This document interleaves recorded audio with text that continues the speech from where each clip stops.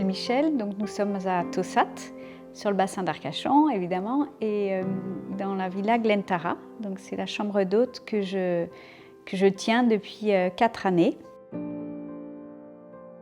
C'est une maison très très vieille, qui est de 1865 et dans laquelle venait le peintre Toulouse-Lautrec. Et avant cela, visiblement, c'est une maison qui accueillait les gens de l'église. Et je me suis dit, mais il faut que cette maison, elle continue à vivre et il faut qu'elle continue à recevoir du public. Et je me suis dit, c'est peut-être là que je dois faire mes chambres d'hôtes. Ça a été un coup de cœur, mais en fait, c'était une maison d'habitation, donc qui appartenait à un couple. Et donc, il a fallu faire beaucoup de travaux. On a gardé les volumes, globalement, mais par contre, il a fallu revoir toutes les pièces.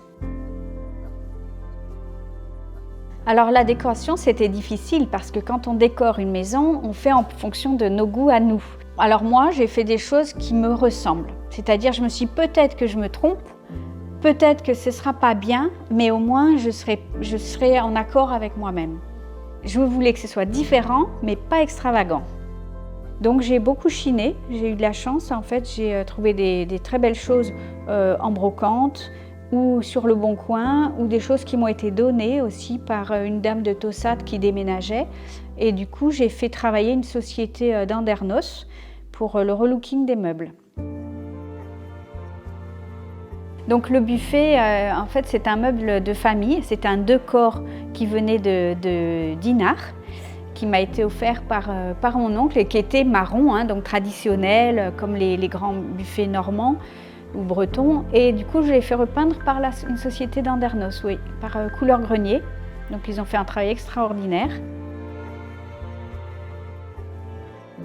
En fait, la bow window, c'est là où mes hôtes prennent leur petit déjeuner. Je voulais rester dans des couleurs assez sobres, ce qui permet aussi d'exposer là-haut des tableaux d'artistes locaux. On a 5 chambres et elles sont toutes différentes.